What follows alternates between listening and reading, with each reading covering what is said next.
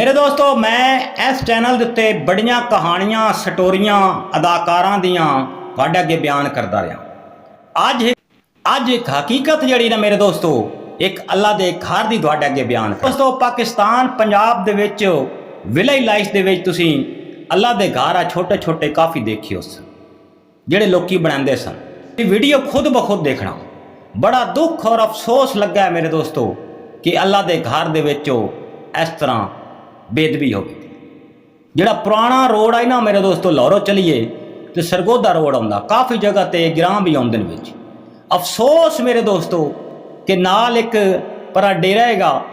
हुण ये नहीं पता कि कैं बनाईए मेरे दोस्त, लेकिन ये साडा हक बनता है रल मिल के सारियां दा कि इनू दरवाज़ा लवाया जाए और इहदा पेंट कराया जाए और इहदा हैंड पंप जिहड़ा है वो कई नशई लैके टुर गए हैंड पंप लगाया जाए ताकि वो डेरे वालों के हवाले किया जाए कि निगरानी तुसी करनी इस अल्लाह के घर की। मेरे दोस्तों थोड़ा थोड़ा करदे ना वाद ना कतरे कतरे नाल दरिया भरी जाते हैं तो असी कतरा कतरा इकट्ठा करके तो एक अल्लाह के घर का दरवाज़ा या पेंट असी नहीं करा सकते हाँ। इस रोड के कोलों मेरे दोस्तों कई बरातां लगदियां ते पैसे उड़ाते हैं। इस रोड के उत्ते कई गड्डियां पराडो लगदियां मेरे दोस्तों ते टायर पंचर हो वंजे ते पैसे लाभ पैंदे ने। अल्लाह के घर वाल तवज्जो कोई नहीं। मेरे तुम देख पा सकते हो तो मैं खुद वीडियो बनाई है क्योंकि मेरा रस्ता वो ही है ना तो मैं उसी रस्ते गुजरता हूँ उत्ते खलो के वीडियो फिर मैं तसल्ली नाल अंदरों भी बनाइए बाहरों भी हैंड पंप भी तुहानूं दिखाएगा। ठीक है तो मेरे दोस्तों सारियां दा हक बनता है अल्लाह के घर की। वैसे तो मेरे दोस्तों मैंने एक गल छोटी जी मैं तुहाडे अगे बयान करांगा।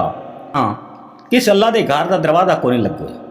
तुसी अपने घर का कदी राती दरवाज़ा खुला छड़ के साए रहना तुहानूं जिहड़े वेले जाग होएगी ना तुहानूं टेंशन बन गई सी। तुसी पूरे घर नूं चैक करोगे कि यार साडे घर कोई वड़िया तो नहीं, साडे घर कोई कुत्ता बिल्ला तो नहीं आया। ठीक है मेरे दोस्तों तुहानूं टेंशन बनी रही। तो मेरे दोस्तों ये अल्लाह का घर कोई लावारस ना समझा करो। असी मुसलमान हाँ कलमा पढ़न वाले हाँ तो अल्लाह के घर नूं लावारस ना समझा करो। तुसी वेख पा सकते हो कितनी बेदबी है। मैं पहले भी अर्ज किया है कि थोड़ा थोड़ा भी करके ये उत्ते लाया जाए तो एक नवे सिरों अल्लाह का घर खूबसूरत बनाया जाए। तो नाल जिहड़े घर एड पर डेरा जिहड़ा तुहानूं पहले दिखाया है उन्होंने हवाले की जाए बेदी निगरानी रखनी। कई मेरे दोस्तों उस तो गुजरते हैं पानी पीने लिए तरस जाते हैं और कई नमाजी भी होंगे ने मेरे दोस्तों। सारियां दा मैं नाम नहीं लवांगा कि सारे नमाजी होंगे भी कोई नहीं तो पढ़ते भी कोई नहीं। तो कई जिहड़े नमाजी होंगे वो अल्लाह का घर लभते रहते हैं कि सानूं अल्लाह का कोई घर लभे जिथे असीं नमाज पढ़ीए। मेरे दोस्तों बुरा ना महसूस करना यह छोटी जी वीडियो बनाइए। अगर वीडियो पसंद लगी होवे तो चैनल नूं लाइक सबसक्राइब जरूर कर दिया है। तो इस दे बारे अल्लाह के घर के बारे सोचना जरूर मेरे दोस्तों, गल नूं ज़ाया नहीं करना। अल्लाह हाफिज़।